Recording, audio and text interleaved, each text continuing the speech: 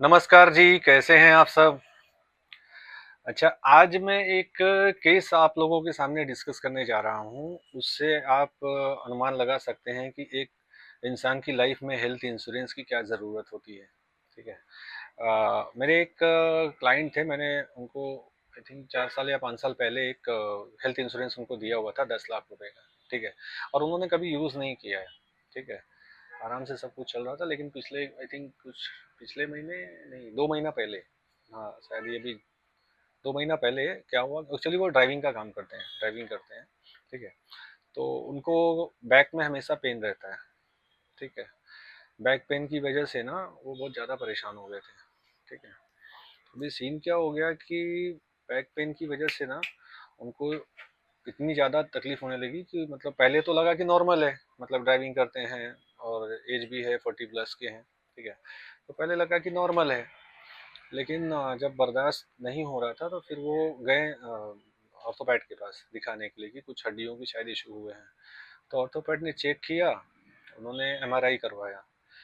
MRI करवाया तो पता चला कि उनकी जो रीढ़ की हड्डी है, जो रीढ़ की हड्डी का जो निचला हिस्सा है, वहाँ पे जो मनके होते हैं ना, उसके बीच में जेली होती है। तो जेली थोड़ा सा फट करके बाहर आ गई है। ठीक है। और वो जेली जिस जिस नर्व्स को पुश कर रही है ना, वो नर्व्स उनको पेन दे रहा है। ठीक है। जो इंटायर उनका लोअर पोर्शन, यानी जो पैर का पूरा पोर्शन और कमर से लेके जो पूरा पैर का तलवा है, वहां तक पूरा उनको पेन होता था और अनबियरेबल होता था। ठीक है। तो डॉक्टर से उन्होंने बोला कि सर ये मतलब दवाइयों से ठीक हो सकता है क्या? तो बोले नहीं, दवाइयों से आपको थोड़ा बहुत रिलीफ होगा, लेकिन इसका परमानेंट जो सोल्यूशन है वो ऑपरेशन है। क्योंकि बगैर ऑपरेशन के वो जेली को ठीक नहीं किया जा सकता, वो जेली एक्चुअली बाहर आ चुका है। ठीक है। और ये प्रॉब्लम होता क्यों है पता है? ये ज़्यादातर हम लोग एक ही पोस्चर में बैठ के काम करते हैं, या एक ही पोस्चर में हम लोग ड्राइविंग कर रहे हैं, या कोई हम बहुत हैवी चीज़ अपने से मतलब जितनी कैपेसिटी उससे ज़्यादा हैवी चीज़ अगर हम लिफ्ट कर लेते हैं, तो ये सारा जो प्रेशर है ना, ये हमारे स्पाइनल कॉर्ड के ऊपर आ जाता है, रीढ़ की हड्डी के ऊपर आता है। ठीक है। तो रीढ़ की हड्डी फ्लेक्सिबल होती है। तो वो जब प्रेशर आता है तो उसकी वजह से वो जेली कभी कभी फट के बाहर आ जाता है, और जब फट के बाहर आता है तो सारे नर्वस सिस्टम जो है ना हमारे, वो कमर के रीढ़ की हड्डी से जुड़े होते हैं।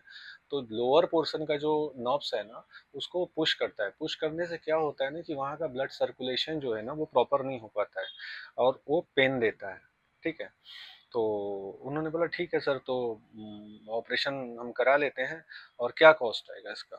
तो उन्होंने पूछा कि आपके पास मेडिक्लेम वगैरह है? तो उन्होंने बोला हाँ सर, स्टार का मेडिक्लेम है, आई थिंक कुछ 3-4 साल हुआ था लेकर। तो बोले सर मेडिक्लेम है हमारे पास। तो उन्होंने मेडिक्लेम वगैरह दिया, और आप बिलीव करिए, केवल उनका सर्जरी और हॉस्पिटल का खर्चा 5.5 लाख रुपए का था। हालांकि कंपनी ने अप्रूवल दे दिया और उनका ऑपरेशन सक्सेसफुली हो गया।